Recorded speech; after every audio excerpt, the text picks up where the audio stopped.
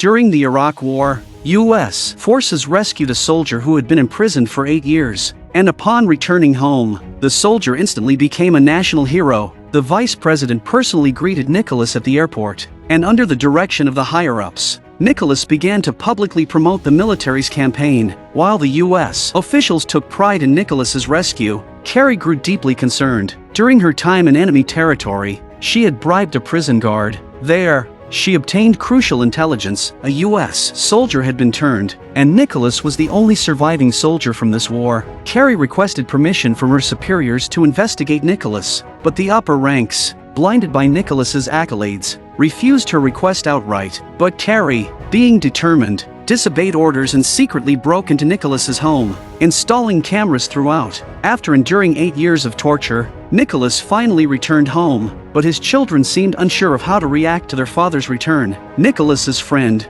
Mike, rushed to the airport to embrace his long-lost friend, their reunion full of warmth and brotherhood. But this touching scene left Nicholas's wife feeling conflicted, because when she learned of Nicholas's rescue, she had still been involved with Mike. To gather evidence of Nicholas's possible betrayal, Carrie monitored him 24/7. After a night of surveillance, she finally discovered something: 2 strange calls to Nicholas's home, but both were cut short because his wife answered, deepening Carrie's suspicions about Nicholas. The next day, Nicholas received a call from his wife, but he lied, saying his debriefing wasn't over. He then went to a park alone, where a woman in a red dress quietly approached him. Of course, Carrie didn't miss any of this as she was watching from a nearby car. Upon hearing their conversation, Carrie realized that the woman was none other than the widow of Tom, a fellow soldier who had been captured with Nicholas. She sought out Nicholas only to learn the truth about her husband's death, as he had been beaten to death after capture. What she didn't know was that the man who had killed her husband was sitting right in front of her. Nicholas. Carrie returned home empty-handed,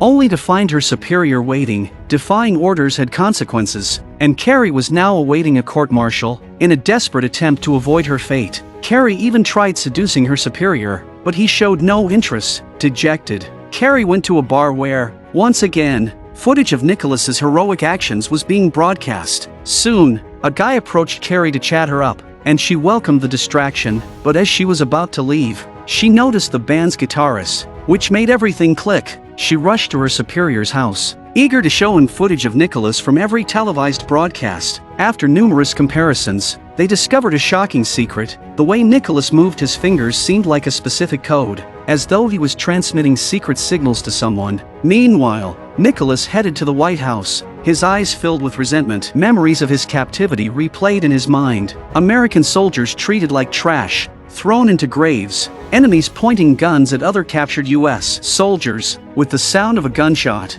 Nicholas jolted awake. Outside, the press was waiting 24 hours a day, eager for updates on their national hero. But for Nicholas, who was battling the psychological scars of war, their presence only added fuel to the fire. He avoided interviews as much as possible, but one persistent reporter sneaked into his garden. Enraging Nicholas, he punched the reporter to the ground, then disappeared into the trees. This unusual behavior deeply worried Carrie. For the first time since returning home, Nicholas had slipped out of Carrie's sight. Nicholas visited a store to buy some items, then returned home, heading straight for the garage, the one place in his home not under surveillance. Inside, Mike was waiting for him, ready for the task at hand. Mike, under pressure from their superiors, tried convincing Nicholas to use his newfound hero status to help the government push its military agenda, but Nicholas flatly refused, bitterly resenting the U.S. for sending him into war. Meanwhile, an informant connected to a foreign prince gave Carrie an incredible lead.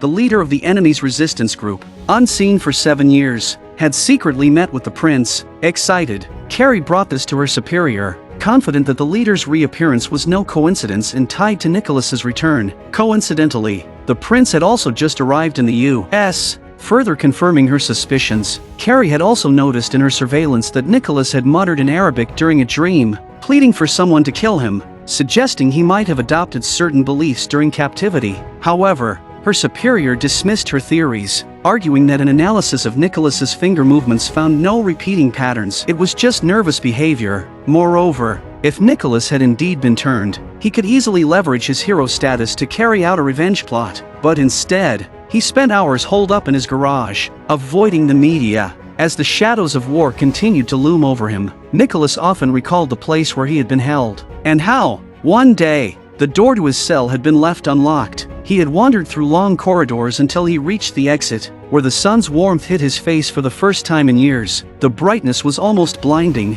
yet it was a relief to bask in the sunlight. As these memories washed over him, Nicholas walked back into his garage, cleaned the floor, and opened the electric door. A beam of warm sunlight streamed inside as he knelt down, laying out a blanket and beginning to pray. In a sudden shift from his previous despair, Nicholas appeared in full military uniform, making his first public appearance since returning home. As if he had reached a decision. Now, as Nicholas traveled from base to base, delivering passionate speeches to new recruits, his goal was to help the government send these soldiers off to the front lines. Nicholas quickly became a rising star again. The higher-ups were thrilled with his performance, and to avoid any misunderstandings, Carrie was ordered to cease all surveillance of Nicholas. Reluctantly, Carrie complied, personally dismantling the surveillance equipment at Nicholas's home. Just as Carrie's investigation hit a dead end, there was a breakthrough. Through an ally nation's help, they intercepted a member of the resistance group. This person was the only survivor of the mission to rescue Nicholas, and Carrie wanted to use him to confirm whether Nicholas had been turned. However, the leadership found it absurd to allow a resistance member to accuse a national hero like Nicholas. They believed it was more practical to involve Nicholas in questioning this man and quickly identify how the resistance was moving funds and planning an attack on the US. Nicholas was brought into the interrogation room. Upon seeing the prisoner,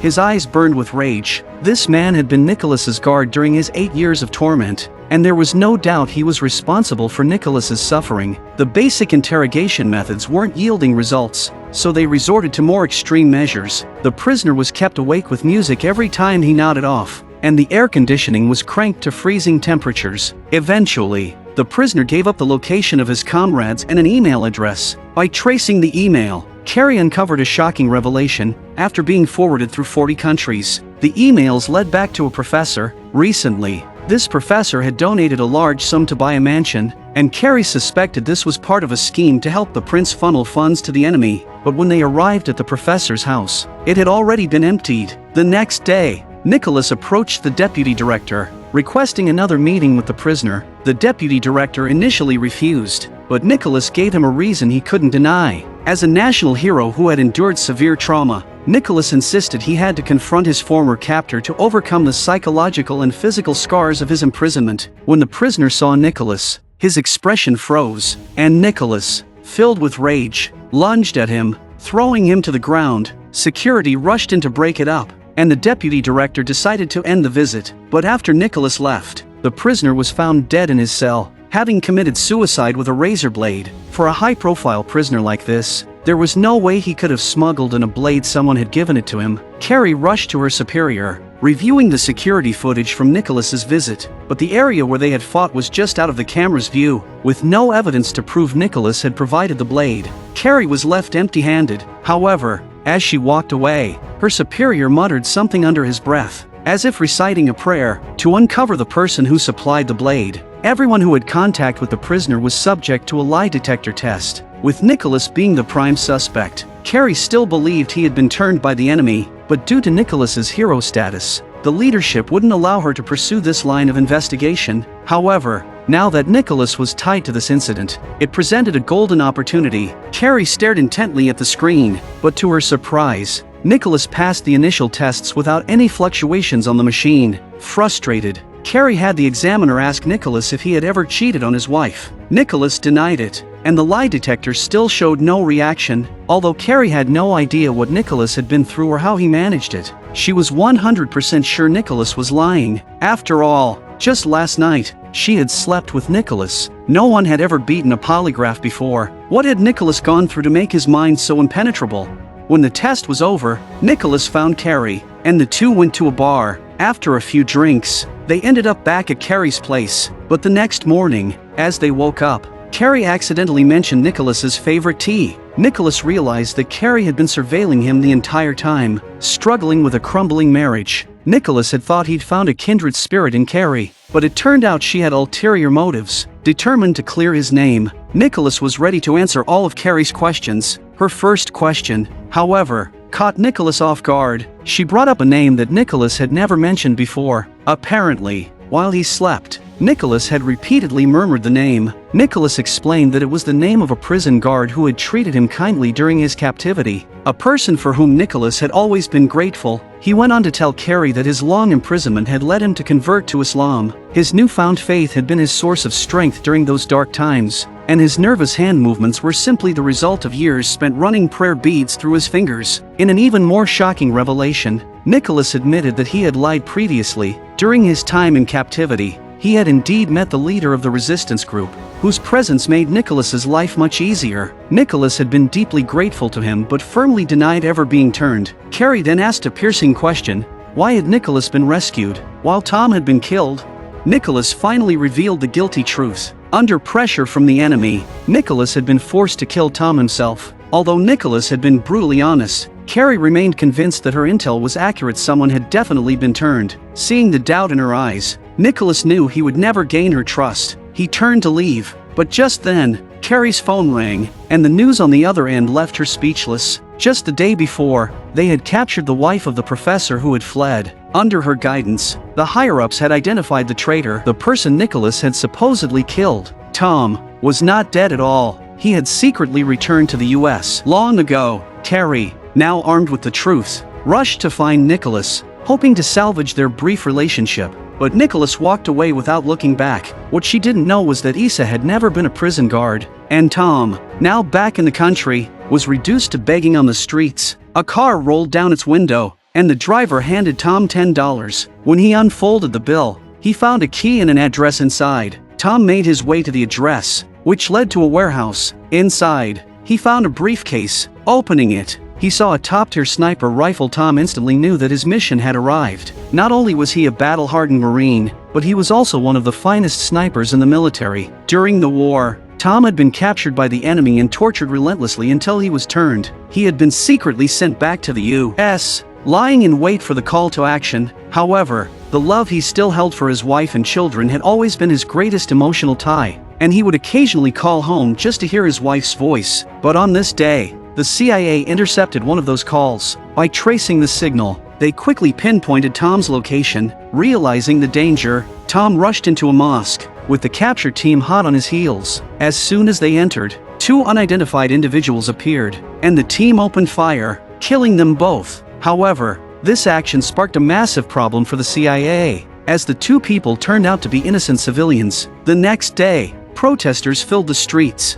furious over the shooting. By studying Tom's escape route, Carrie deduced that he was very familiar with the area. She approached the mosque leader for help, but he, angered by the senseless killing of his followers, refused to cooperate. Shortly after Carrie left, the leader's wife called her to protect the life's work her husband had built. She reluctantly revealed the truth. In the past few days, Tom had been meeting frequently with someone, the same Saudi ambassador who had slipped him the $10. The CIA's investigation into the ambassador revealed that he had recently cleared a massive financial deficit in a short period of time and had some unusual proclivities. However, the ambassador had diplomatic immunity, making him untouchable even by the CIA. So, they tricked him into leaving the embassy under the pretense of managing his assets, hoping to blackmail him with compromising photos. But the ambassador was unfazed by their threats. That's when Carrie came up with a clever idea to get him to cooperate. She brought up his daughter's future and the consequences of any scandal. Faced with such a personal threat, the ambassador reluctantly returned to the negotiating table.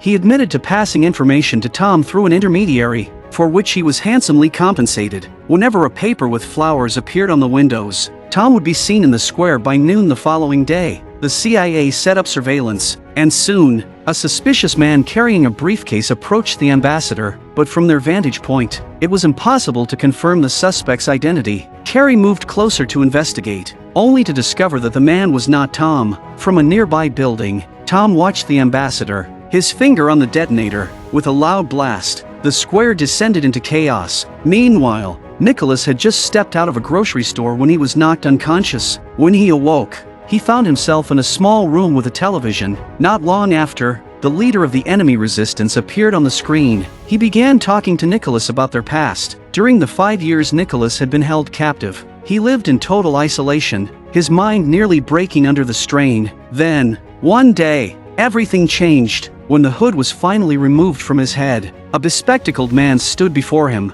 This was Abu, the leader of the resistance group. Nicholas, terrified, immediately got to his feet as Abu approached with a knife. Abu quickly cut the ropes binding Nicholas's hands and led him to a steaming bathtub. Nicholas climbed into the tub, savoring the luxury of such a simple, yet now extraordinary, moment. Afterward, Abu took him to the living room, where Nicholas met Isa, the person who had haunted his dreams ever since he returned home. Isa was Abu's son, and Abu promised Nicholas a comfortable life from now on. But in return, Nicholas had to teach Isa English. Isa harbored a deep resentment toward Nicholas as an invader of his homeland, and despite Nicholas's efforts to befriend him, Isa avoided him. However, one day, an accident changed Isa's mind. While playing, Isa accidentally knocked over a vase. Under the stern gaze of his father, Isa hung his head in fear. Nicholas immediately took the blame for the broken vase, earning Isa's respect. Over time, as they spent more days together, Isa began to accept Nicholas. They read and studied together, and Isa saw Nicholas as his best friend, while Nicholas came to view Isa as the son he never had. But on one sunny morning, their peaceful life was shattered. Isa joked with Nicholas, as he usually did, before happily heading off to school. Not long after he left, an explosion tore through the school, dragging Nicholas back to the harsh reality of war. The school had been leveled, and the bodies of children lay scattered everywhere. A U.S. drone strike had claimed 82 children's lives that day, including Isa's. Nicholas cradled Isa's lifeless body, devastated. The U.S. government refused to acknowledge the mistake and instead bragged about destroying a terrorist base, eventually wiping all evidence of the attack. The vice president had personally ordered the strike, and with his presidential campaign on the horizon, he couldn't afford for this tragedy to go public. Isa's death severed Nicholas's last tie of loyalty to his country. He vowed to take revenge for Isa, and Abu deliberately fed the U.S. information to facilitate Nicholas's rescue. Once back in the U.S., Nicholas easily stepped into the role of a national hero, delivering speeches across the country to build his influence. But all of this was just the beginning of their plan for revenge. While Nicholas plotted, the vice president handed him the perfect opportunity on a silver platter. With his sights set on the presidency, the vice president sought Nicholas's endorsement, a powerful endorsement that could swing the election. He suggested that Nicholas run for Congress and invited him to attend an upcoming campaign rally, where all the top government officials would be gathered. This would be the perfect chance for Nicholas to exact his revenge. On the day of the rally, Tom was already stationed in a nearby building. Ready for action, Nicholas surveyed the security arrangements with a knowing look. His mission that day wasn't just about attending the event, it was about taking down the entire government leadership. Before setting off, Nicholas had already donned his suicide vest. Just as he was worrying about how to pass through security, something unexpected happened. In the confusion, the security personnel rushed to escort him into the building, completely ignoring the alarm. Nicholas managed to slip past security. Outside the venue, Carrie witnessed this scene and immediately sensed the danger. She knew that if Tom, the expert Marine sniper, wanted to kill the vice president, it would only take one shot. Yet, Tom fired 3 times and missed each one. Something didn't add up. Recalling Nicholas's expression, Carrie realized that Tom was just a decoy, and it was Nicholas who was the real threat. She quickly contacted her superior, but they dismissed her concerns, even ordering security to restrain Carrie to prevent her from doing anything drastic. Seeing the situation unfold, Carrie fled the scene in her car while everyone was being hurriedly taken to the safe room. Nicholas, full of hate, approached the vice president, detonator in hand, and remembered the promise he made to Abu. Without hesitation, he pressed the switch, but to his surprise, the bomb didn't go off. He tried the switch again, but it still didn't work. Nicholas retreated to the bathroom and discovered that the bomb's wiring had come loose. After fixing the wires, he prepared for another attempt. Nicholas returned to the safe room, focused and determined. Just as he was about to press the detonator, a security officer called out to him. It was his daughter on the phone. Carrie had gone to Nicholas's house, hoping his daughter could stop him, but she didn't believe Carrie. Just then, Nicholas's wife arrived with the police. After the police took Carrie away, his daughter picked up the phone. Recalling her father's strange behavior, she started to worry. Despite repeating Carrie's words, Nicholas's daughter firmly believed her father wasn't a traitor. She told Nicholas she was waiting for him at home. Hearing his daughter's voice, Nicholas's heart filled with sorrow. With the danger now averted, everyone was escorted out of the safe room, and Nicholas abandoned his plan. Later that night, Nicholas met Tom under a bridge. Tom handed Nicholas a phone, with Abu on the other end of the line. Unexpectedly, After speaking with Abu, Nicholas shot Tom without hesitation, since the mission had failed. Abu no longer trusted Nicholas, and killing Tom was Nicholas's way of proving his loyalty. Nicholas believed he could still run for Congress, infiltrate the highest levels of the U.S. government, and eventually orchestrate a larger attack on the president. With Nicholas being mistaken for a traitor, Carrie was dismissed from the CIA the following day, but that evening, the deputy director came to see her with a new opportunity. A military commander's wife from a British territory had contacted the CIA with critical information. The commander believed the US was behind the airstrike, and he was plotting revenge. Though he refused to share any details, Carrie's superior tried to get more information, but the commander's wife insisted she would only talk to Carrie, who had helped her escape her abusive husband. Carrie promised her a new life in America and $5 million if she provided crucial intel. At the meeting, the source revealed that the commander and Abu were planning an attack on the US. Carrie relayed the intel to the deputy director, but he grew suspicious of her, wanting her superior to verify the source's credibility. As soon as Carrie landed, she was being tailed. She evaded her followers and met with the source alone, recently diagnosed with bipolar disorder. Carrie's mental health had become a concern among her colleagues. Although she was no longer trusted,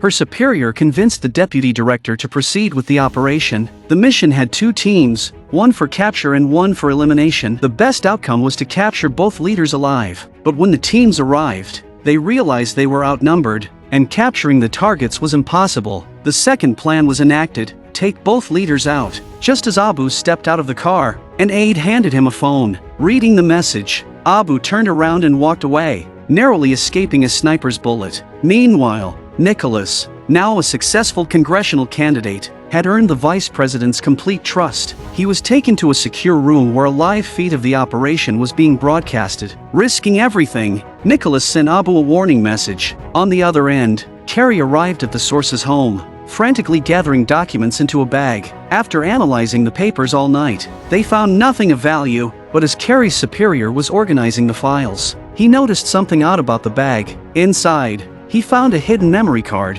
When he plugged it into the computer, he discovered a shocking secret: a video of Nicholas delivering a passionate speech. At first, they thought it was a campaign video, but as the footage continued, they realized it was a message Nicholas had recorded before his planned attack on the vice president. In the video, Nicholas explained his reasons for the attack, revealing his betrayal. Meanwhile, Carrie, distrusted by everyone, had lost all hope. She grabbed a handful of pills and swallowed them, but just as she was about to end it all, a frantic knock at the door saved her life. Her superior had found the video, and it was enough to change everything. Carrie now realized she had been right all along. Nicholas had betrayed them. With this revelation, she finally found peace, and the deputy director personally apologized to her while ordering Nicholas's arrest. However, Carrie's superior suggested letting Nicholas remain in place to help dismantle Abu's attack on the US. A covert team was formed, and Nicholas was placed under 24-hour surveillance. To maintain control,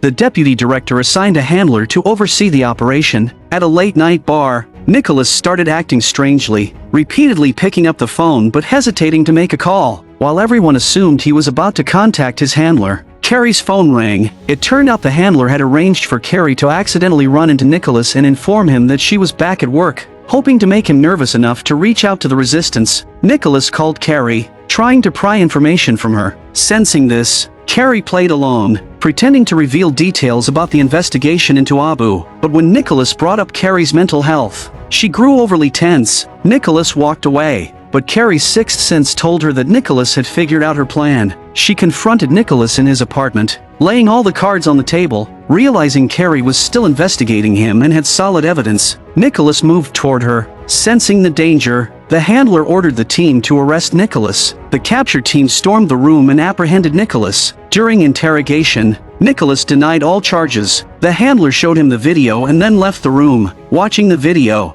Nicholas's demeanor shifted. The handler thought he had broken Nicholas. He returned to the room, but Nicholas still denied any involvement in the attack. In a fit of anger, the handler stabbed Nicholas's hand with a knife. Carrie and her superior rushed in to stop him, but the handler's actions had set the stage for Carrie's interrogation. Sure enough, under Carrie's emotional pressure, Nicholas finally confessed his connection to Abu. However, he claimed ignorance about Abu's future plans. For the first time, Nicholas opened up, feeling a strange sense of relief. But he knew his life was nearing its end. Just then, Carrie offered him a chance at redemption. If he helped thwart Abu's attack, he would be granted immunity. And so, Nicholas embarked on his new life as a double agent. His trusted lieutenant walked straight up to the First Lady, who had no idea that it was this very person responsible for her husband's death. Just days earlier, Nicholas, recruited by the CIA, had leaked critical information to the resistance group. Although Nicholas mistakenly killed one of the group's members, this leak made them trust his loyalty once again.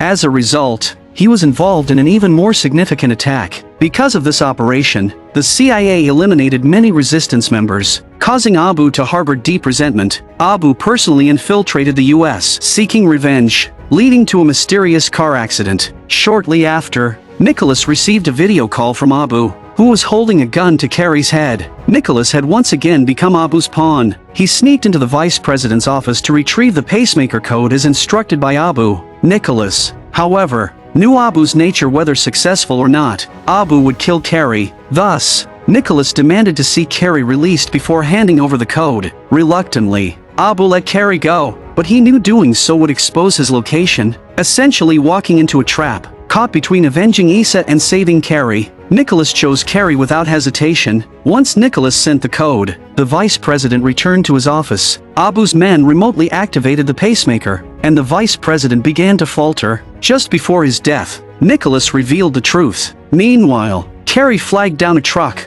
grabbed the driver's phone, and swiftly alerted her superior. The strike team arrived quickly and swept the area, eventually finding Abu in a basement, calmly awaiting his fate. He reached for his gun to end his life, but the team acted first and killed him, because Nicholas risked his life to save her. His bond with Carrie was restored. They returned to their cabin for some peace, but as Carrie went to get breakfast, a sniper trained his rifle on Nicholas. It turned out that after Abu's death, the deputy director deemed Nicholas no longer useful. Not only did he plan to revoke Nicholas's immunity, but he also ordered his assassination. His motivations weren't for national security, they were to cover up the truth. Only Nicholas knew that he and the vice president were responsible for ordering the airstrike on the Iraqi school, which killed 82 children. When the assassin learned the truth, he couldn't go through with the kill. Instead, he visited the deputy director's home and warned him to stay away from Nicholas. Nicholas thought everything was over and planned to start a new life with Carrie, but disaster struck again at the vice president's funeral. While the deputy director was giving his eulogy, Nicholas and Carrie discovered their car had been moved downstairs. Soon after, the CIA headquarters was blown to pieces. Carrie, regaining consciousness, immediately suspected Nicholas, as the television broadcasted footage of Nicholas's attempted assassination of the vice president. The resistance took responsibility for the attack. Only then did Nicholas realize that Abu's death had been a setup. It was a sacrifice to lull everyone into a false sense of security, leading to the complete annihilation of the CIA. In his final moments, Abu ensured Nicholas would be branded a traitor, leaving Nicholas unable to clear his name. With this revelation, Carrie helped Nicholas create a fake identity, allowing him to escape the US. The CIA was left in ruins, with only Carrie and her superior surviving the attack. A congressional investigation was launched into the survivors. During the inquiry, Carrie fought hard to protect what little dignity the CIA had left. Still, the committee's chairman blamed the disaster on the decision to collaborate with Nicholas, knowing he had been turned. Meanwhile, the CIA continued to investigate who had orchestrated the attack. They soon discovered that the operation had been initiated by the Iranian Deputy Minister of Intelligence and identified 6 key participants. The new colleagues suggested launching operations against all 6 targets. However, the superior doubted the success of a simultaneous strike across 3 continents and refused to proceed. But the following events forced him to change his mind. After reviewing the investigation, the committee recommended the dissolution of the CIA. Faced with the biggest threat in its history, the agency needed a decisive victory to salvage its reputation. Thus, Director Day ordered the assassination of the 6 participants. With meticulous planning, all 6 targets were successfully eliminated, giving the CIA the victory it desperately needed. The director reported the victory to the review committee, but unexpectedly revealed Carrie's mental illness to the public. It was clear that he intended to shift the blame for the CIA attack onto Carrie and Nicholas. Just days before, Carrie had been defending the agency, only to be betrayed by her most trusted superior, which filled her with immense resentment. Soon,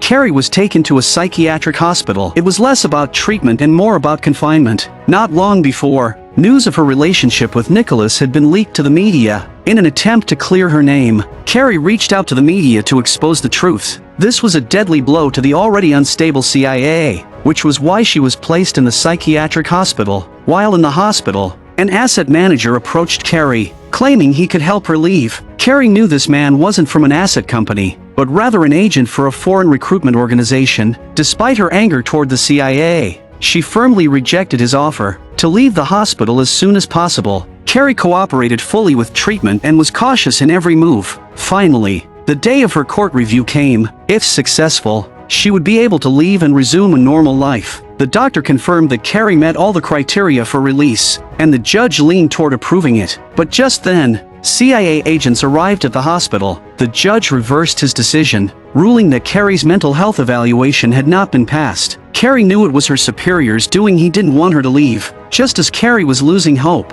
a surprising court decision came through. The court allowed Carrie a temporary release, without questioning why. Carrie quickly packed and returned home, where the asset manager was waiting for her. He told her his boss wanted to meet her and could help her escape the psychiatric hospital's grasp permanently, along with offering a generous reward. When Carrie didn't budge, the manager gave her a reason she couldn't ignore. He warned her that she was now the CIA's biggest liability and that they would never let her go. Carrie knew all too well that this was how the CIA operated, so she reluctantly agreed to meet the boss. He explained that he had a major client who wanted to know why he had lost 6 business partners. Carrie quickly realized that the partners were the 6 participants in the earlier attack. She also understood that the major client was the one who could truly help her. She insisted on meeting the client face-to-face before revealing any information. However, that night, 2 thugs broke into her home. Before she could react, they were already next to her, forcing her to remove her clothes. Under these circumstances, Carrie complied. The men scanned her body with a detector. Once they confirmed she was safe, they placed a hood over her head and took her to a secret location.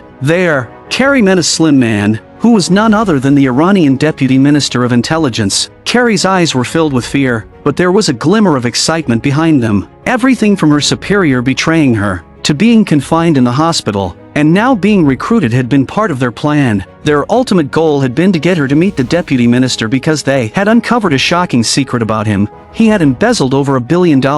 This information could have gotten him fired, but Carrie's superior saw an opportunity for blackmail and more substantial gains. They had meticulously set up the scheme, but the deputy minister wasn't a fool. To confirm Carrie's recruitment was real, they devised a plan to test her. Every result showed that Carrie hadn't told a single lie. Carrie wasn't worried. She played her trump card. The deputy minister was no pushover. He knew he was trapped and facing death, so he refused to cooperate. But whatever Carrie's superior said to him changed his mind. He obediently returned to his country to become a CIA asset. Before leaving, he revealed one critical piece of information to Carrie. Nicholas had not been involved in the attack. Someone else had planted the bomb, and that person was still in the US. Back at the CIA, Carrie's superior was elated about recruiting the deputy minister when bad news arrived. His position as director had been dissolved by the review committee's chairperson. What was even more infuriating was that the chair had leaked the recruitment plan to the president. The superior dismissed the chairperson, claiming they hadn't officially taken office,